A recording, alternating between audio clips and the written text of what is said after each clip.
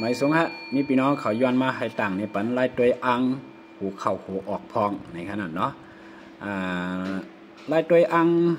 หัวเข้าออกนั่นก็กล้องในกล้องก็ติดตัวเหมือนกันติดเปียกเปื้อนกันฮะเนาะปั๊มในปั๊มแจ่มในแจ่มก็ติดแตกต่างกันอยู่ฮะเนาะความนั้นสังว่าค่า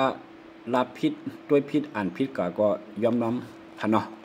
วางขวางปันฮะเนาะมีพี่น้องเขามันก็ตึกไข่ใจตื้อเอาไข่ใจยุ่มยำอยู่ขนาดเนาะวันหัวเข้าหัวออกในกำพองก็ใจกล้าใจขายกำพองก็ใจซื้อโคซื้อของกำพองก็ใจกว่าต่อกาล่องกำพองก็ใจขักกังเนียงกังปูกังป๋าจะในขนาดนะกำพองก็ยุ่มยำนี่ก็ใจตื้ออะไรค่ะรับหูรับตาเช็ดกว่าดีก็อะไรค่ะสังว่าใจตื้อกว่านี่ก็เป็นหางค่ะเนาะมันก็เสียงกาเสียงหูหางค่ะเนาะเฮ็ดด้วยค่ะโยกติเป็นพรดีตอนหน้าพี่น้องเขาค่ะเนาะอันดังสุดได้ก็เข้าขาดอะไรต้องค่ะอันนี้มันห้องว่าอ่านเรือนเอาวันค่ะนั่นนะจริงนั่นคือปกติผู้วันหัวเข้าออกก็อ่านเรือนมันเนาะ2 เดือนแต่เป็นวันหัวเข้าออกมันยังเรือนเจียงเรือนกำในเป็นหัวเข้าค่ะเนาะเรือน3เรือน4หัวออกเรือน5เรือน6หัวเข้าเรือน7เรือน8หัวออกเรือน9เรือน10หัวเข้า11 12หัวออกอันเลยต้องอันไหนค่ะนะพอเขาต้องอันไหนเอากันในก็ได้มาอ่านเอาวันเอาคำมันนำแต่ละที่ล่ะเนี่ยมันนั่งมือเลี้ยวในเป็นเรือน8นี่ค่ะเลยเพราะว่าเป็นเรือน8นี่ก็เข้าขาดอะไรมาเอาวันเอาคำมันนับเอาดังดีเรือน8นะฮะเขาก็นับเอาหนึ่งว่ามันนั่งเขาเด็กก็ซื้อโคซื้อรถซื้อกา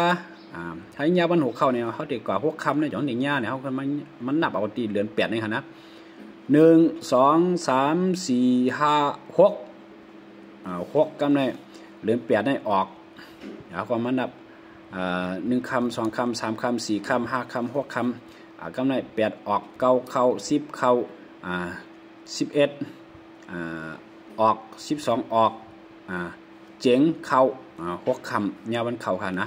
1 2 3 4 5 6 6คำยาวันเข้านี่เขาใครไล่คำไหนเขาก็เลือกปั่นเอาถึง15คำปั่นคำมา15คำปั่นด้านขวาได้ดีกันนะ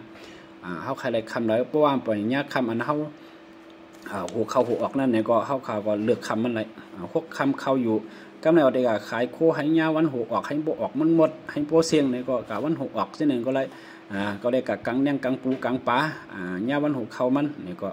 เลือกกว่าเห็นหนึ่งก็เลยขนาดนะมันใจหลายเจอหลายรองหลายเมี่ยวค่ะผายตั้งรองดีเนี่ยก็อยู่ที่เข้าคัดใจเอาค่ะนะ